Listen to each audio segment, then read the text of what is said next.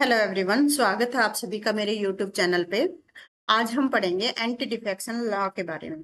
तो सबसे पहले आपको ये पता होना चाहिए कि ये लॉ है, ये है क्या, एंटी डिफेक्शन का मतलब क्या है, ये क्यों आया, कैसे ओरिजिनेट हुआ। तो मैं एक छोटी सी स्टोरी आपके साथ शेयर करना चाहती हूँ। स्टोरी ये है कि हरियाणा में एक इंडिपेंडेंट एमएलए था 1967 के अंदर, गयालाल जी। उसने इतनी बार पार्टी चेंज करी, कभी उस पार्टी में कभी उस पार्टी में, मतलब कि उसका मतलब ऐसे ही नाम रख दिया, आया राम गया राम। भाई इसके तो कोई बिना तली का लोटा हो गया, ये तो इसके तो कोई पाँव ही नहीं है। तो उन चीज को मतलब कि आप इलेक्शन किसी पार्टी से लड़ रहे हो, फिर ज्वाइन किसी पार्टी को कर रहे हो, तो इसका मतलब तो कोई लॉजिक नहीं रहेगा ना। फिर तो किसी पार्टी के नाम पे जीत जाओगे, किसी और पार्टी को ज्वाइन कर लोगे। इन चीजों को रोकने के लिए ये लॉ लेके आया गया था, जिसका नाम है एंटी डिफेक्शन लॉ। तो इसमें क्या कहा गया कि ये जो प्रोसेस है बाय विच लेजिस्लेटर में B disqualified on the ground of defection, मतलब आप अगर एक पार्टी को छोड़ के सपोज करो कि आपने किसी भी पार्टी से इलेक्शन लड़ा, मान लो कि आपने पार्टी ए से इलेक्शन लड़ा और आप जीत गए, फिर आप पार्टी बी में शामिल हो गए जीतने के बाद। तो इसका मतलब जिस पार्टी से आप जीते, जिसके नाम पे आप जीते, तो उसका आपको उनको क्या फायदा हुआ, पार्टी को कोई नहीं फायदा हुआ, और इससे ट्रस्ट भी डाउन होता है पार्टी का। तो इस चीज को रोकने के लिए ये जो कानून है वो लाया गया था। और जो डिस्क्वालिफिकेशन है, डिस्क्वालीफाई, वो उसके मतलब की सदस्यता है, मेंबरशिप है, वो रद्द करनी है कि नहीं करनी है, ये जो डिसीजन है ये चेयरमैन और स्पीकर लेते हैं, जो उनका जिनका डिसीजन है वो फाइनल होता है। तो अब इसका ओरिजिनल हम देखते हैं। अच्छा, छोटी सी बात और शेयर करना चाहती हूँ। यहाँ पे थोड़ा सा बायसनेस का देखा जाता है, क्योंकि देखो चेयरमैन या स्पीकर किसका होता है, रूलिंग पार्टी का होता है। जब बात अपोजिशन पार्टी की हो, अपोजिशन पार्टी के एमपी एमएलए की बात होती है, तो स्पीकर झट से डिसीजन ले लेते हैं। और जब बात गवर्नमेंट या रूलिंग पार्टी की होती है तो स्पीकर उस चीज पे डिसीजन नहीं ले लेते। तो ये थोड़ा सा इसमें इम्प्रूव करने की जरूरत है। ये मैं आपके साथ कुछ पॉइंट है वो शेयर करना चाहती थी। अब हम देख ले हैं इसका ओरिजिन। संविधान में संशोधन किया गया और 52वां संशोधन किया 1985 में, और 10th शेड्यूल है वो डाला गया कॉन्स्टिट्यूशन में। ठीक है, अमेंडमेंट एक्ट लेके आए गए, ये 52वां संशोधन किया था, ये याद रखना है। 1985 में 10th शेड्यूल इंट्रोड्यूस किया गया कॉन्स्टिट्यूशन में। ठीक है, आपको ये याद रखना है। 101, 102, 190 और 191, ये क्या है, 101 और 102 तो आर्टिकल हैं किसके, पार्लियामेंट के लिए। 190 और 191 जो है अपने स्टेट असेंबली के लिए आर्टिकल्स हैं।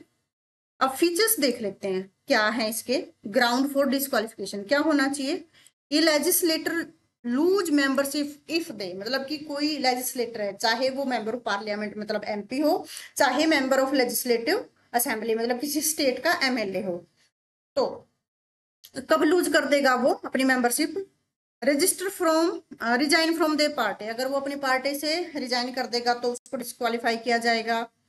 और रिजाइन करके किसी दूसरी पार्टी को ज्वाइन कर ले तो भी उसको डिस्क्वालीफाई कर दिया जाएगा। वोट और अपोज द पार्टी डायरेक्शन, मतलब कई बार क्या होता है ना, बिल लेके आते हैं पार्लियामेंट के अंदर या स्टेट असेंबली के अंदर, सरकार बिल लेके आती है। सपोज करो मैं अपोजिशन में हूँ, आप सरकार में हो, मैं अपोजिशन के एमएलए हूँ, आप सरकार की तरफ से हो, मैंने और मैं अपोजिशन की लीडर हूँ, मैंने कहा कि आज आपने क्या करना है, गवर्नमेंट के फेवर में वोट नहीं डालना है। और कुछ लोग इसको बोलते हैं विप, क्या बोलते हैं, विप का कंसेप्ट बोलते हैं। भी मैंने विप जारी कर दी कि आप इस जो बिल से है ना अब्सटेन कर जाओ, इसमें वोटिंग नहीं करनी है गवर्नमेंट के फेवर में। अगर कोई मेरी पार्टी से एमएलए इस वोटिंग में पार्टिसिपेट करता है, गवर्नमेंट के फेवर में वोट करता है, तो उसकी जो उसको डिस्क्वालीफाई कर दिया जाएगा।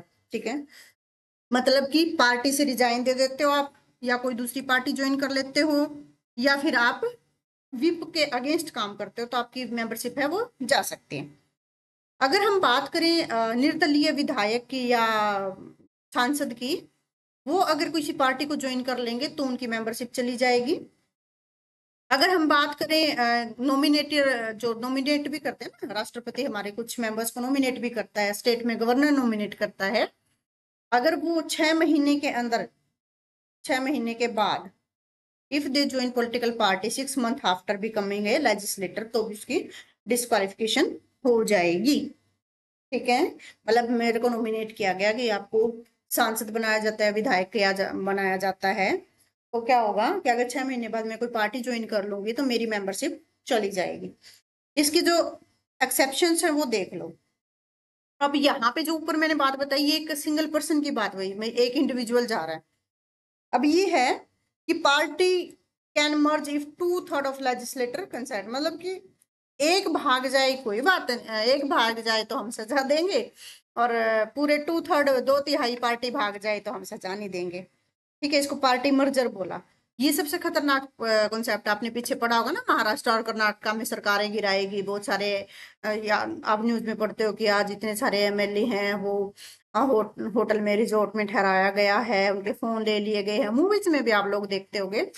तो ये इस लॉ के अंडर नहीं आता, मास मर्जर लॉ के अंडर नहीं आता। फिर 91st कॉन्स्टिट्यूशनल अमेंडमेंट एक्ट हुआ था 2003 में, recommend sorry remove the exemption of for split allowing only members, तो इसलिए भी सिर्फ एक मेंबर्स के लिए ये लेके आया गया था। No defection law for presidential poll with whip violation, अगर कि प्रेसिडेंशियल पोल हो रहा है और उसमें विप का वायलेट कर दे तो फिर डिफेक्शन नहीं होगा। देखो मैंने अभी आपको बताया था, अगर एक पर्टिकुलर पर्सन है वो गवर्नमेंट के फेवर में अगर विप का वोलेशन करता है तो उसका डिफेक्शन हो जाएगा।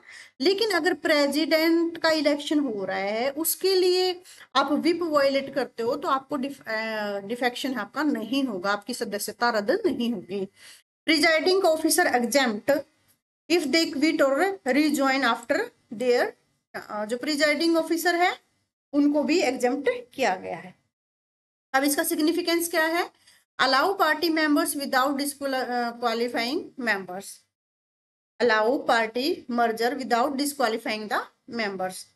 समझ आ गई? मतलब कि मास मर्जर भी सारे भाग जाए ना, 2/3 भगोड़े हो जाए एमपी एमएलए तो कोई बात नहीं, एक चला जाए तो उसकी सदस्यता हम भंग कर देंगे।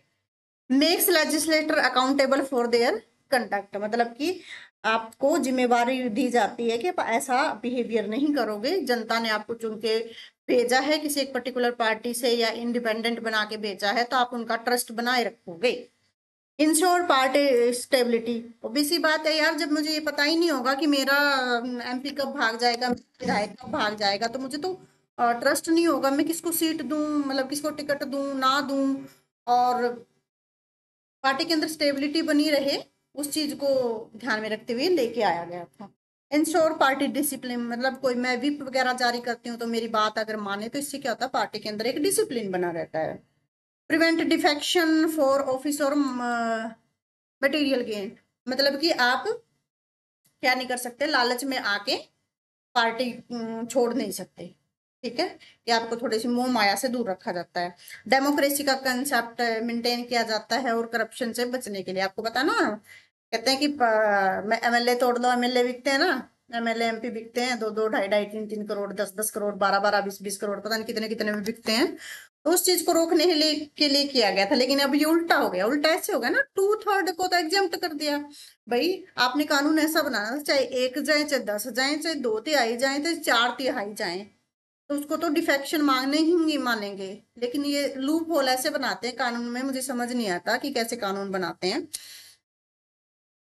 पावर टू डिस्क्वालीफाई हम ऊपर पढ़ चुके हैं कि चेयरमैन और स्पीकर का फाइनल डिसीजन होगा, लेकिन जुडिशियल रिव्यू कर सकता है, मतलब सुप्रीम कोर्ट में हम जा सकते हैं। लेकिन ग्राउंड क्या होने चाहिए रिव्यू के लिए सुप्रीम कोर्ट में? ये कब कौन से केस में निकल के आए थे ये याद रखना आपने, Shrimant Balasaheb Patil versus honourable speaker Karnataka 2019 की ये बात है।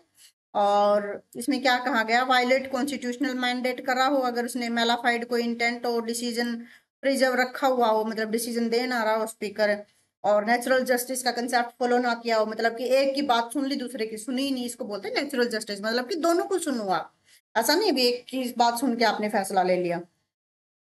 ऐसी judgment on the anti defection law, anti defection को कानून को लेके सुप्रीम कोर्ट के जजमेंट कौन कौन से आए, आजकल क्वेश्चन जजमेंट से बहुत पूछे जाते हैं, आपको याद रखना, और ये तो स्टार लगा लो, याद ही रखना है ये कंसेप्ट कहाँ से निकल के आया डिस्क्वालीफाई का। कोर्ट में अगर आप जा सकते हो जुडिशियल रिव्यू को लेके, श्रीमद बाला साहेब वर्सेज स्पीकर कर्नाटक का 2019 का ये केस है। कि होता होलोहोन केस, बहुत की होलोहोन केस है ये भी। इससे 10th शेड्यूल से मतलब एंटी डिफेक्शन लॉ से रिलेटेड है। रवि नायक वर्सेस यूनियन ऑफ इंडिया, ये भी इसी से रिलेटेड है। और तमिलनाडु का एक केस है Vishwanathan versus speaker of Tamil Nadu. तो ये कुछ केसेस हैं, आप पढ़ लेना। और आपको जरूर जरूर ये लेटेस्ट वाला जरूर ध्यान देखना, Keisham Meghachandra Singh versus speaker of Manipur. तो कि मणिपुर बहुत न्यूज में, तो ये थोड़ा सा स्टार लगा लो। देखो ईस्ट वाले जितने भी राज्य है ना, उनसे रिलेटेड कोई बात हो ना, आप उसको ध्यान में रखा करो, exam of point of view से वो जरूर पूछा जाता है पेपर में। उसके बाद हम देखते हैं कि ड्रॉबैक क्या है इस ला के। रिड्यूस अकाउंटेबिलिटी और गवर्नमेंट टू द पार्लियामेंट। अभी सिग्निफिकेंस में हमने यही पढ़ा था ना कि अकाउंटेबिलिटी को इंक्रीज कर रहा है। इंक्रीज कहाँ कर रहा है? अभी एक आदमी भाग जाए तो उसकी तो क्वालिफिकेशन होगी। मैं तो एक को क्यों लेके भागूंगी, मैं तो फिर 10 को लेके भागूंगी। ठीक है। स्टेबिलिटी है वो क्या हो रही है, कंप्रोमाइज हो रही है, डाइल्यूट हो रही है सेपरेशन ऑफ पावर के कंसेप्ट। मतलब कि obvious सी बात है कि सेंट्रल गवर्नमेंट चाहे मर्जी किसी स्टेट में सरकार है वो तोड़ मरोड़ सकती है, एमपी एमएलए खरीद सकती है, मेंबर की पावर और प्रिविलेज है वो छीन सकती है। उनकी इम्यूनिटी मतलब कि अगर मैंने अपनी फ्रीडम ऑफ स्पीच, मतलब कि अगर मैं कुछ बोलना चाह रही हूँ लेकिन पार्टी ने व्हिप जारी कर रखी है, तो इसका मतलब मेरी फ्रीडम ऑफ स्पीच का टेल हो रही है। कोई टाइम फ्रीडम नहीं है। मैंने बताया था ना कि स्पीकर अगर रूलिंग पार्टी का होगा तो रूलिंग पार्टी के अगर एमपी एमएलए के फेवर में डिसीजन लेना होगा तो फट से ले लेगा। अगर वही अपोजिशन के फेवर में लेना होगा तो वो प्रिजर्व करके रख लेता है, देता ही नहीं है decision. Challenge do not except by election giving the incumbent clear और हेड स्टार्ट। और फिर क्या होगा कि भी इलेक्शन का पता नहीं लगता, डिसीजन जब तक नहीं आएगा इलेक्शन नहीं होंगे।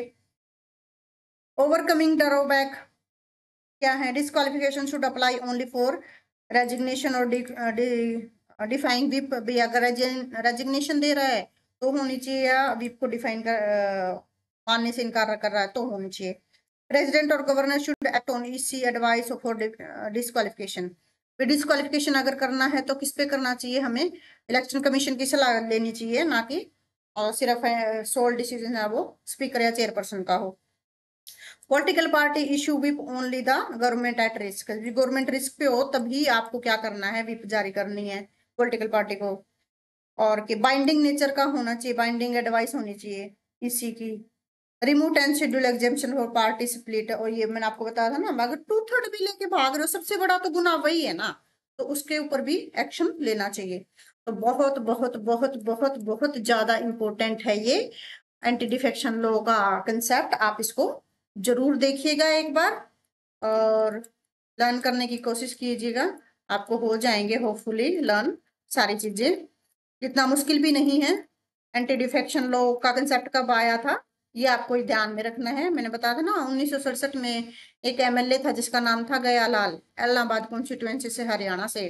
तो कभी कौन सी पार्टी ज्वाइन कर ली, इंडिपेंडेंट वो लड़ा था, कभी कांग्रेस में चला गया, कभी जनता पार्टी में चला गया।